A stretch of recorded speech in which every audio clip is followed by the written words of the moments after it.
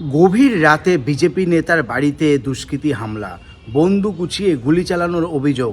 চাঞ্চল্যকর CCTV footage ধরা পড়েছে, সেই ক্যামেরার ছবি আপনাদেরকে দেখাবো। এই সাদা গেঞ্জি পরা যুবকটি এবং কালো গেঞ্জি পরা যুবক দুজনে রাস্তায় দাঁড়িয়ে গল্প করছিলেন।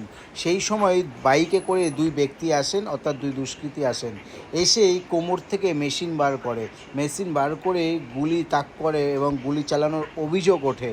যদিও গুলি চালিয়েছে কিনা তার সত্যতা জানা যায়নি, কিন্তু আপনাদেরকে দেখাবো। এই যে দুজন ব্যক্তি দাঁড়িয়ে আছেন, দেখুন বাইকে করে এলো, এই দেখুন কোমর থেকে মেশিন বার করে গুলি তাক করলো।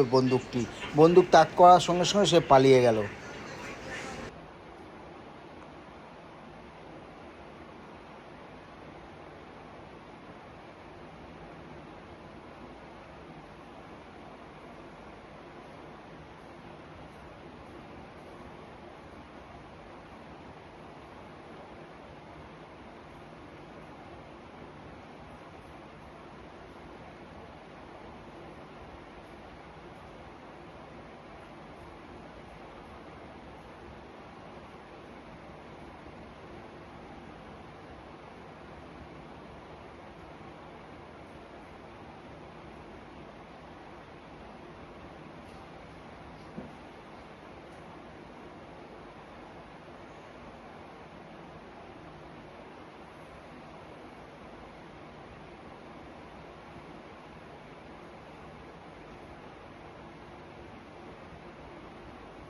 এই ঘটনার পর কি জানিয়েছেন? দেখুন, এরা আকাশ চৌধুরী গোলু এবং অমন চৌধুরী, এরা দুজনই যেভাবে আর্মস নিয়ে এসেছিল এরা আগে থেকেই করছিল।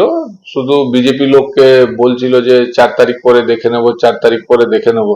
তো 4 তারিখ দেখতে পারবে না, তো 3 তারিখই এসে রাত্রিবেলা ফায়ার আর্মস নিয়ে যেভাবে গুলি চালিয়েছে, সেটা থেকে প্রমাণিত হচ্ছে কি তৃণমূল কংগ্রেস অ্যান্টি সোশ্যালি দল আছে।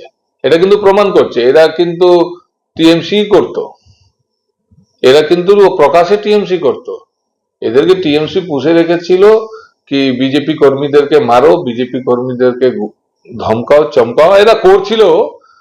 কিন্তু কালকে নিজের ধৈর্যটা ধরে রাখতে পারলো না।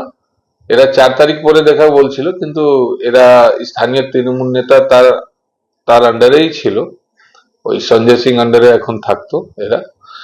আর এরা গুলি আমার বাড়ির সামনে একদম চালিয়েছে, এবং এরা কিন্তু বারবার কিন্তু আমার নাম নিয়ে খুব অভদ্র ভাষায় গালাগালি করেছে। আমি সামনে থাকলে আমাকেই মেরে দিত। এই ঘটনার সঙ্গে আর কি কেউ যুক্ত আছে কিনা সেটা খতিয়ে দেখছে পুলিশ। তবে পুলিশ তদন্তে নেমেছে, দুজনকে গ্রেপ্তার করেছে, তদন্ত চালাচ্ছে। আর কেউ যদি এর সঙ্গে যুক্ত থাকে তাদেরকেও গ্রেপ্তার করা হবে বলে পুলিশ সূত্রে খবর। প্রসেনজিৎ ধরের রিপোর্ট, হিন্দুস্তান টিভি।